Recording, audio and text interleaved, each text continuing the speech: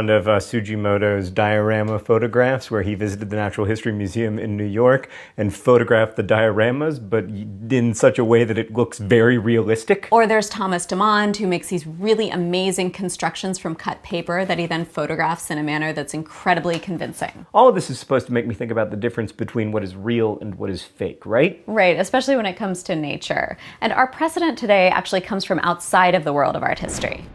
In 1856, Scottish industrialist James Naismith retired from his successful business of inventing and building machine tools to pursue his interest in astronomy. A neighbor of his English estate thought they kept seeing a ghost outside carrying a coffin, but it was actually Naismith in his nightgown, moving around his telescope trying to get the best view of the night sky. He soon built his own telescope, a powerful reflecting one that allowed him to see at great magnification. He made detailed observations of the moon, and in 1874 published a book of his findings, complete with photographs of the lunar surface. However, no one had successfully taken non-blurry photographs of the moon's surface yet, so what were these images? Naismith's craters and mountains were actually plaster models he made from his drawings, which he then lit from a low angle and photographed from above. The images are convincingly and remarkably accurate, but they are at the same time false and fantastical images. Like Paula's photographs, Naismith's are derived from close observation and engage the most simple of materials to create and transport us to another, fully fledged, albeit impossible, world.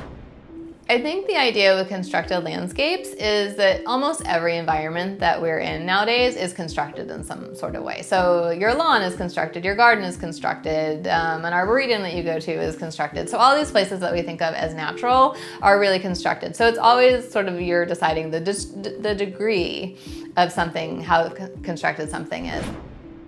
So for my constructed landscape, I decided to start with black paper because I like a lot of black backgrounds in my work, and a photograph that I just taped here to my studio wall. So this is my foreground and my background, and the background is a photograph of birds in flight that I had used in lots of other projects. So I have a rock that I collected this summer that I really loved the shape of because I liked how it looked like a mountain. And then I got another rock out of my garden, so I had two rocks that was also sort of mountain shape. And I also got a giant bowl of sand that I took just from a sandbox that's reminding me of snow.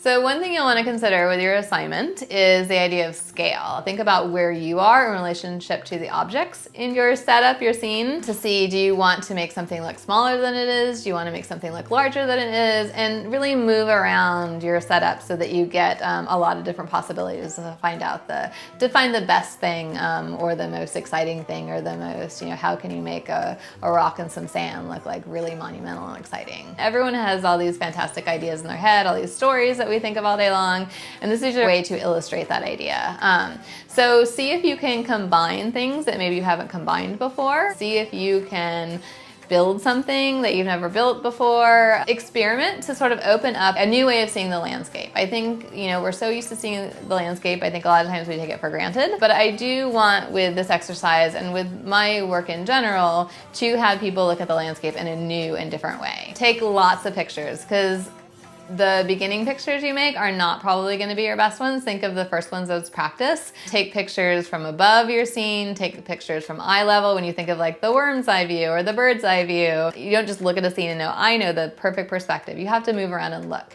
So do take a lot of pictures. Like if you're using your phone, you can delete them all afterwards except for your favorite one. But take like 20 pictures, take 30 pictures, take 100 pictures. Really experiment.